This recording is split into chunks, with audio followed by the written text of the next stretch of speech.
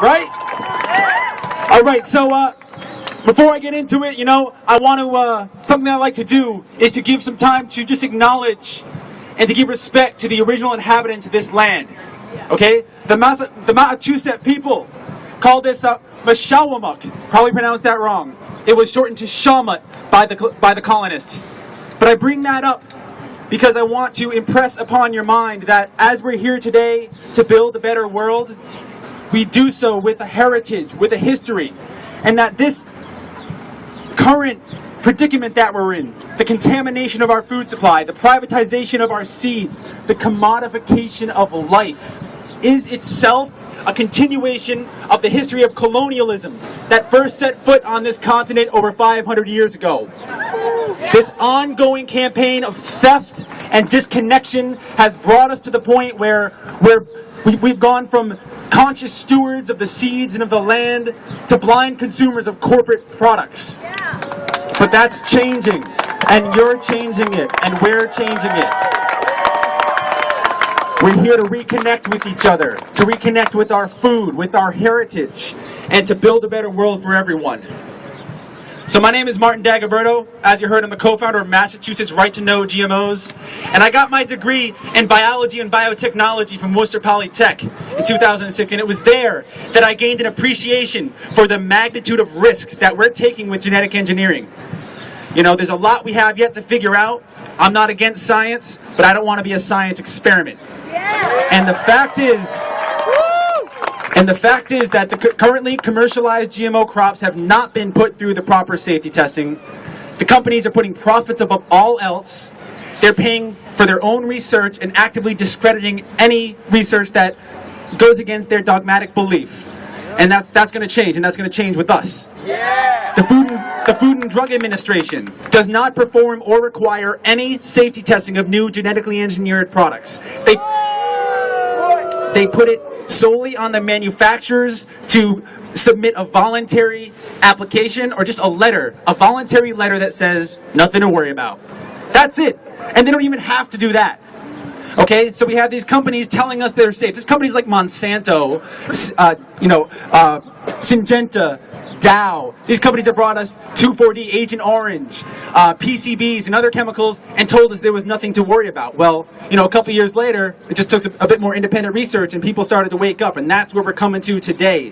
The FDA's own scientists, 20 years ago, before they put this stuff in our food, they had expressed concerns about the introduction of potential allergens and toxins, and said, at the very least, we should label and track so that we can see if there's an impact on public health. Okay, now, almost 20 years later, we have the industry saying, hey, well, we've been eating these for 20 years and we haven't seen any ill effect from them. Well, we haven't been looking. How are we going to have that data to tell if there's been an impact if you're not labeling or tracking? Right? Yeah! And it is important to point out, since this is March Against Monsanto, there's a lot of revolving doors between the industry and regulators. And at the federal level, the Food and Drug Administration, the U.S. Food Safety Czar, appointed by our current President Obama in 2009, is a former vice president of Monsanto. Okay, he's the one who, Michael Taylor, okay, he's the one who whitewashed all of the concerns of the scientists and said, nah, we don't need to put this in here, and it's substantially equivalent, so we don't need to worry about any additional safety testing or labeling. And that is a big problem. The fact is there is a lack of consensus among scientists. Recently, 300 scientists and food experts, including one of the developers of the first GMO crop, signed on to a statement citing serious concerns with GMOs. Independent animal feeding studies have linked the consumption of GMOs to such things as infertility, faulty insulin regulation, autism, allergies, multiple types of cancer. And while it's not conclusive, we can't say for sure that all of these foods are causing all the unexpected maladies that we're seeing in public health over the last 20 years, there's cause for concern. And while the jury is still out, we want to know what we're eating, right? So fortunately, there's a blossoming movement for food transparency across the country. 30 states are considering or have passed GMO labeling. 3 states have passed it. Connecticut and Maine passed it last year. They both require other states to sign on board, but Vermont just a couple weeks ago signed on. We were up there and we saw the governor sign into law the first no strings attached GMO labeling bill. So let's hear it for Vermont. Vermont leading the way. But you know what? We're not too far behind here in Massachusetts. We have active legislation that is making its way through the House. Right now, it's in front of the House Ways and Means Committee, Bill H3996. If you didn't get one of the green flyers, please do check that out, or check out our website, marightToKnow.org, for details on that. But I will tell you, now, I'm a registered lobbyist, if you believe it or not. When I found out, they said, hey, did you register to be a lobbyist yet? I was like, I'm an activist, I'm not a lobbyist. Yeah. Turns out if you're in the State House for X number of hours, you got to register to be a lobbyist. So I'm a lobbyist. And I go in there and I talk to legislators, and across the board, with few exceptions, this is the #1 issue they're hearing about from their constituents. That's you. So let's hear it for you for making that happen, okay?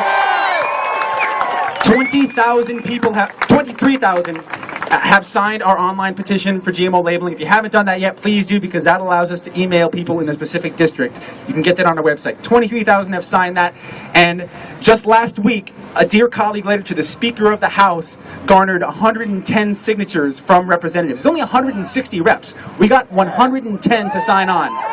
Okay? And again, that's because of you. That's because you're hearing from it. And I'll tell you, this really is what democracy looks like. Show me what democracy looks like. Show me what democracy looks like.